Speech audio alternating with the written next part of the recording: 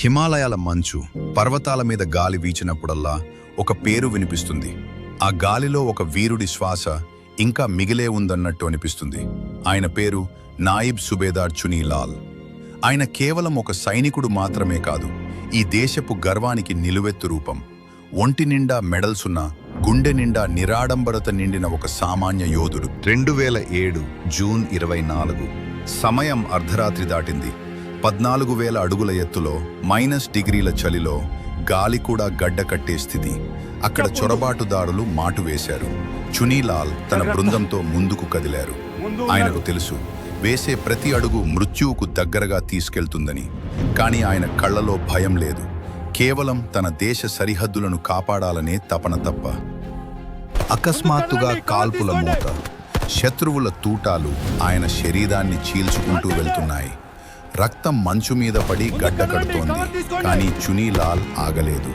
తన గాయాలను లెక్క చేయకుండా 2 ఉగ్రవాదులను మట్టుపెట్టారు. తన తోటి సైనికులు ప్రమాదంలో ఉన్నారని తెలిసి వారిని సురక్షిత ప్రాంతానికి పంపే వరకు పోరాడుతూనే ఉన్నారు. శరీరం సహకరించడం లేదు, ఊపిరి భారమవుతోంది. కానీ ఆయన సంకల్పం మాత్రం తూటా కంటే వేగంగా దూసుకుపోతోంది.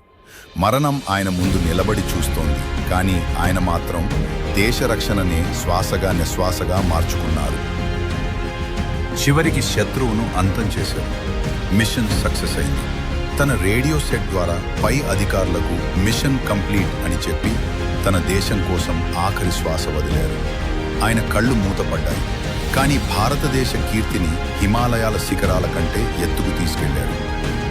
అక్కడ సరిహద్దులో ఒక వీరుడు నేల కొరిగాడు. ఇక్కడ ఒక ఇంటి దీపం ఆరిపోయింది. ఒక తండ్రి తన కూతురికిచ్చిన మాటను నిలబెట్టుకోలేకపోయాడు. త్వరగా తిరిగి వస్తాను అని చెప్పిన ఆయన త్రివర్ణ పతాకం కప్పుకుని తిరిగి వచ్చారు.